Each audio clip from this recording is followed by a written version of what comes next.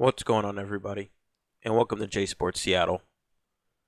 In this video, man, I want to be talking about the firestorm that's been happening with the Seahawks the past week when it comes to this with the coaching staff ever since the Super Bowl. So let's get into this. If you like the video, make sure to like, comment, subscribe, and share for more Seahawks and Seattle sports content. And without further ado, let's get on with the video. All right, man. First, this is strictly. I will go over the coaching staff, but I'm also going to go over like what could happen in this offseason. What's next for this team? But firstly, let's start with this. The Seahawks have hired McDonald disciple Zach Orr as inside linebackers coach.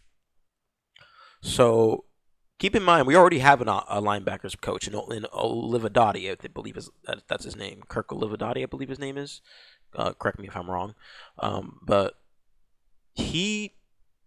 so that makes me think that Olividotti's gone. And he's probably going to go get a job somewhere else, so we're just going to cut him. But the thing is I've seen reports that it's as in inside linebackers coach, not the inside linebackers coach. So there could be, maybe we keep both. I don't know, and maybe Olivadotti gets moved to an assistant or something like that. Who knows? Or maybe it's or that is the assistant. But all I know is we are hiring him. And first off, I got to say I love this hire because he was in Baltimore under Mike when they had those crazy years on defense, and like they had Pro Bowler. I think they had 2 Pro Bowl, if not all Pro interior linebackers in 2023, the year when they had that crazy defense, and Roquan Smith and wow, I'm blanking on the other name right now. It was Roquan Smith, not Kyle Hamilton because he's a safety, but you get the point. They had an all-pro interior linebacker on the team. Man, I'm gonna need to actually find that out because that's actually important. 2023 Ravens roster: Marlon Humphrey, Roquan Smith, and they had Matabike, who was just nuts. Or maybe it was just Roquan Smith. I thought they had more than one, but let me go to Pro Football Reference. I am a human. Trust.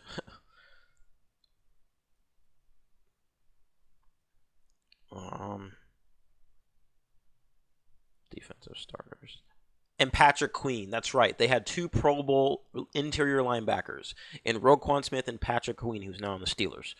So these guys, and it's like, look at this. Like, hold up. Oh, well, let me go back up all the way. But confirm. There we go. But yeah, 13-4. I mean, look at that. 16.5 points per game. And this was with Orr as the interior inside linebackers coach. So I love this hire. I really do. And the thing is, the Raiders, they requested an interview. Yeah, the Raiders requested an interview for him to be their defensive coordinator, but he elected to come to Seattle instead. He chose a position coach on a winning team rather than a defensive coordinator on a rebuilding team. And I mean that. But I don't think that's the reason why he did that, though. I just think he loves working with Mike McDonald. And that's just a testament of how great of a coach Mike McDonald is. Like, he's already a top 10, top 5 coach in the league after winning a Super Bowl. He's automatically top 5, if not top 3, honestly. Like, top 1, dude. I mean, he won the Super Bowl. That's the true coach of the year. Sure, you can do coach of the year. We have the coach of the year award, but it's the best coach and the best team that wins the Super Bowl every year. So, yes, Mike McDonald is the best coach in the league entering the 2026 season because he is a Super Bowl champion, Super Bowl winning head coach. So, that's probably why he came to Seattle. He wants to continue learning because I feel like at some point, Aiden Durd, he's going to get a head coaching gig somewhere. And then we promote, and even though it would still be Mike, and honestly, maybe Mike After maybe if Orr stays in Seattle for a few years under Mike, maybe Mike will be comfortable in letting him call plays and he focuses on the head coaching aspect. That we've seen people do that in the past. Not Kyle Shanahan. Um, there was an offensive coach that's done that in the past. I don't know if it was not McVay, not Shanahan. They both call their own plays, but I think it was Bill Belichick. Bill Belichick. He did that in the past. He used to call plays, but he would hand it. He would continue with having a scheme, but he would hand it to a guy that he trusts. And I think that's what we could be doing with Zach Orr. So I mean, this is just a possibility. Aiden Durkin will get a coach gig somewhere. We promote Zach Orr to defensive coordinator, even though him and Michael will give him the reins to call the defense. So, and if it fails, then Mike just takes the reins back, and or continues to be a position coach, or he finds another job somewhere else. So, either way, I love this hire, and I think this is a great hire. And not only was he in charge of coaching interior linebackers that were all pros, and we already have an all pro interior linebacker in Ernest Jones. He was an all pro himself. He played for 9 seasons. He spent a total 9 years under his guidance as Baltimore as an all pro player, defensive analyst, and position coach. Like, let's take a look. Zach Orr.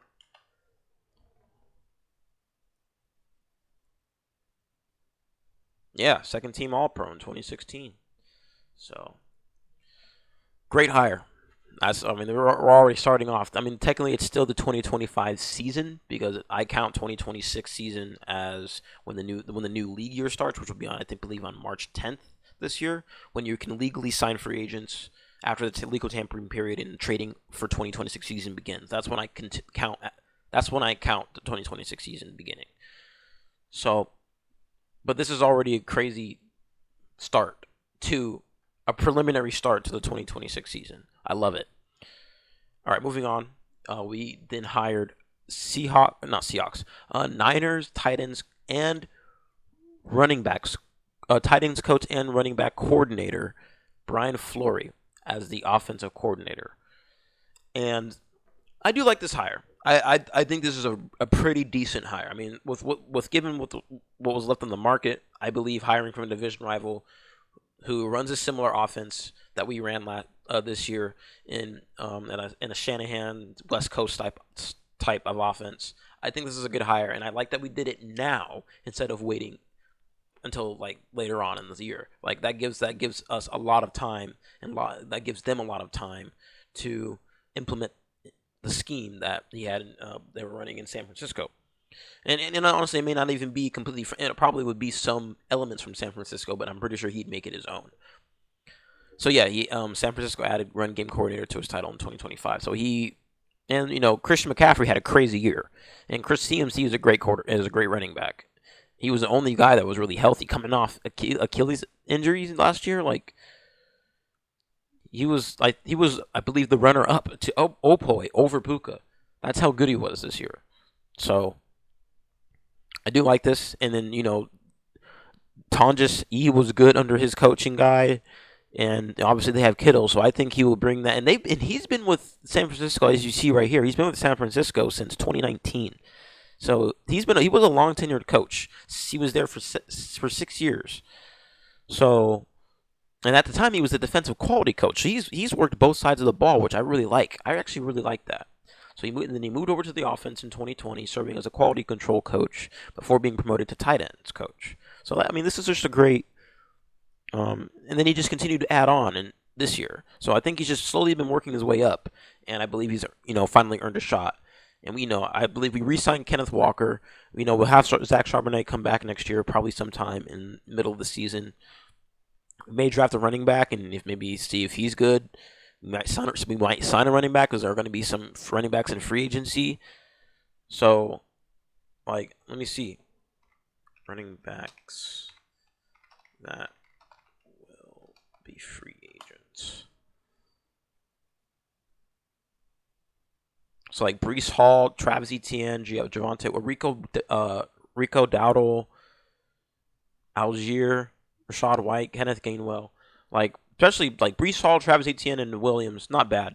key veterans. What we need to go alongside, to have that 1-2 punch, or maybe that 1-2-3 punch, honestly, or just give us a boost while Charbonnet's healing.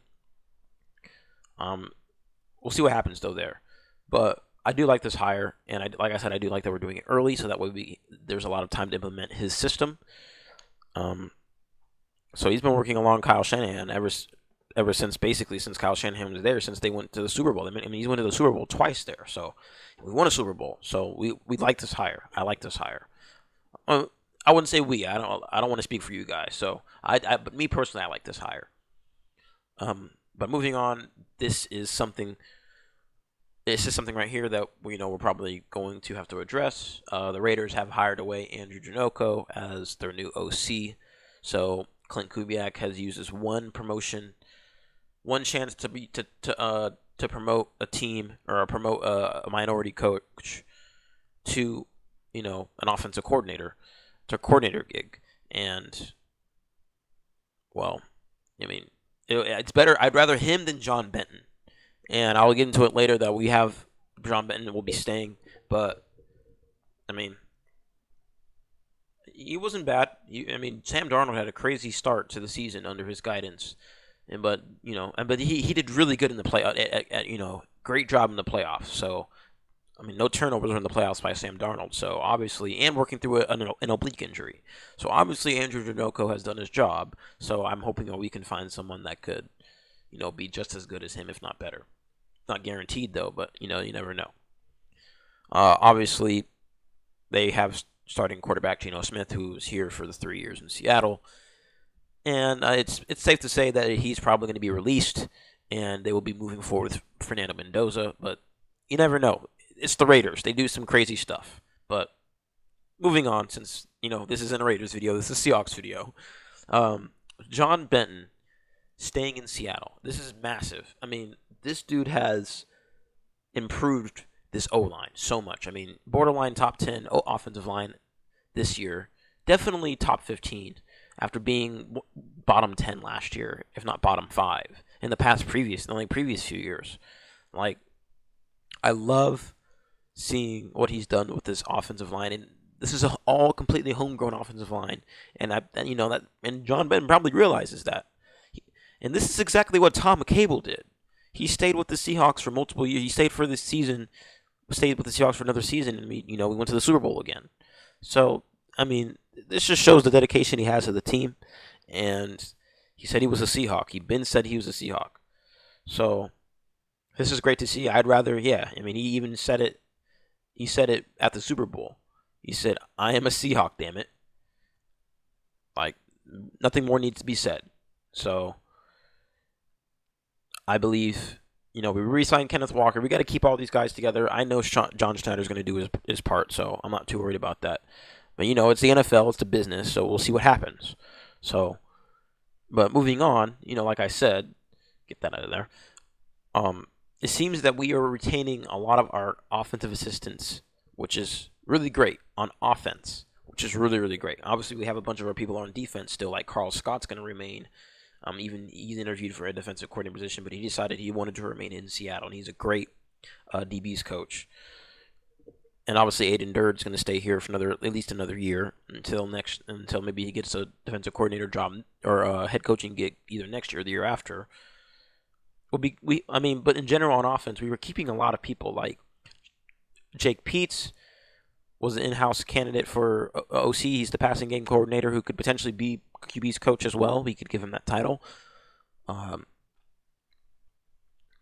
you have Flory, and then Kubiak hired Janocko. But yeah, we have Peets, Benton, and Outen or Uten. I want to say Outen. We actually blocked. I believe we blocked the Raiders from taking Outen. So.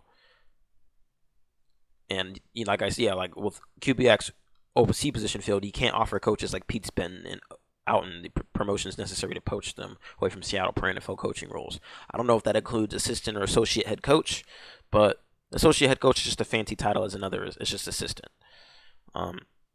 Kubiak used that benefit to take Janocko away. So meanwhile, we still have wide receivers coach Frisman Jackson, who will stay along Mike McDonald in 2026. So we will have him, and he obviously Jason had a crazy year under his guidance, and obviously Cooper Kupp was there. We literally had 2 wide receiver coaches on the team, when Cooper Kupp and Frisman Jackson. So crazy to think about that. But I mean, we are looking really, really good in trying to, and we're already getting started and wanting to get this repeat underway. Like, it's less than a week, or more than just a little over a week since the Super Bowl, and we're already getting stuff and kicking into gear. Like, this is what you like to see.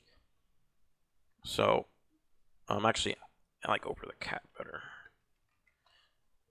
So I'm gonna do over the cap. So we are top 6 in cap space at $63 million. Obviously, a lot of that is going to go towards re-signing people. We just extended Charles Cross. We extended Abe Lucas in the offseason last year. We're going to have to extend K9. We're going to have to we may resign. We're going to have to resign Rashid Shaheed. I think we do need to extend Sam Darnold, because if we extend him now, we will free up $20 million in cap space. So I do believe we should do that, and I believe we will give him like a 3-year extension worth maybe $45-50 million a year. That's gonna, it's gonna be backloaded. So like, it gives us time to compete now while we're good. This is fine. I'd rather backload it, give him a $45-50 million contract later down the line, maybe more potentially, since he's a Super Bowl winning head quarterback. I prefer we do that now than push it down the line and free up cap space. We can do that, extend JSN, and accept his, or option his 5th year, put in his 5th year, and then extend him. And maybe if he allows that, I mean, that's not a guarantee. Same with Witherspoon, 5th year and extend him. That's not a guarantee, but he could do that. If we have team friendly or team friendly players that want to to keep it going and potentially start a dynasty, like, they will do these things and keep our salary cap well, so that we are in a good shape, so that way we can sign free agents and sign people. So, like Kenneth Walker's a free agent. Rashid Shaheed's a free agent. So we need to have that at least, and it's not sign anyone else. Like maybe what if we decide we want to sign a right guard in free agency instead of going into the draft? Stuff like that. I do like where we are though, and obviously, we'll see what happens. Obviously, we won't know until March 10th or 11th. I think it's March 10th when the new league year starts. Here, I'm actually gonna find out. When does the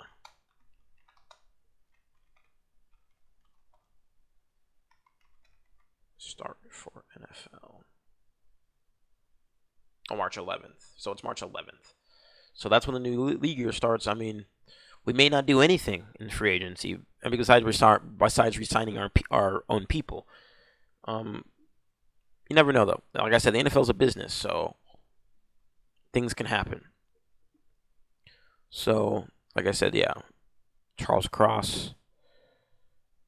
Like I said, we've got plenty of options, and we got 3 top picks in the draft this year. And even though this draft seems like it's not going to be that good of a draft, we do have those picks.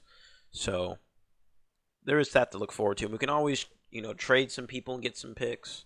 Stuff like that. We could trade down and get more 2nd rounders, 3rd rounders, stuff like that. Get more diamond in the roughs, as we like to do. Apple, I'm good. Thank you. But, yeah. I mean, I'm pretty happy about that. And I like where we are. And we are already, like I said, we're already guns a-blazing at trying to get this thing rolling for a potential repeat. So I like what we're doing, and man, I'm glad Jody Allen extended John Schneider and gave Mike McDonald a 6-year deal. I mean, potentially after, I'm serious, man. If we go into this season and we go into SoFi and we win the Super Bowl there, back-to-back years, we need to extend these guys for another 10, 15 years, man. I'm serious, because when Jody Allen sells a team, we don't know what's going to happen. We're hoping we sell to an owner that, cares about the team winning and not just for tax write-offs or whatever. But if we can extend these guys now, I mean, obviously they're inked in for another 4 years, so they're inked in until 2030 or 2031, I believe. So but if we can send them past that, get them into 2030, like 2040, like 2045 type stuff, we're set. Because these guys clearly know what they're doing, and they're clearly ahead of the curve. Because even I wasn't expecting us to be a Super Bowl team this year when entering the season. I mean, I had us going 12-5, which, it's good for a wild card spot, as you saw this year. But I didn't expect us to go 14-3, be the best best team in the league in terms of DVOA, and I think EPA per play. Best defense DVOA. Like, I wasn't expecting us to be like that, but we were, and that's because of Mike Macdonald and what Mike Macdonald and John Schneider have done. And I just can't emphasize of how amazing this duo is. Like, we literally could be seeing a second coming of Bill Belichick in terms of defensive dominance. I'm serious, man. Like, the way he composes himself, he's very similar. He does compose himself similar to Bill Belichick when he was back on the Patriots. And his defense shows up and shows out for him. Like, this dude is a player's coach. Not only is he a player's coach, but he is a defensive mastermind, just like Bill Belichick. He doesn't mess around, but he lets people be who they are, but he knows this team has a standard. And if you don't live up to the standard, you're not on the team. And that standard right there is the reason why we won the Super Bowl this year, and why we have a chance to go into 2026 looking up and looking for a potential repeat. So I really like where we are, man. Like, thank you, John Schneider. Thank you, Mike Macdonald. I've said this in the past many, many times, even before we won the Super Bowl. I got to say it again, because look what they've done. They've brought us to the mountaintop. They brought us to the pinnacle. Lombardi that we so desperately needed after what happened in 2015. Like, and it was again how poetic it was against the team that, we lost the game against. Like, man, seriously, thank you guys. Thank you. But yeah, I think that's all I have for this video for the Seahawks for a while, unless some crazy news happens. Baseball season's coming up soon, so I'm gonna have to make a Mariners video soon. I know I said I was gonna make a video after not the World Series, after the playoffs, but see, I just got caught up with the Seahawks, so I just figured I would address it in 2026, considering that some things have happened, such as signings. So I'll make a video on the Mariners sometime soon, so stay tuned for that. But yeah, if you like the video, make sure to like, comment, subscribe, and share for more Seahawks and Seattle sports content. Thank you for stopping by. Have a good day, and go Hawks, go Mariners, and go Kraken.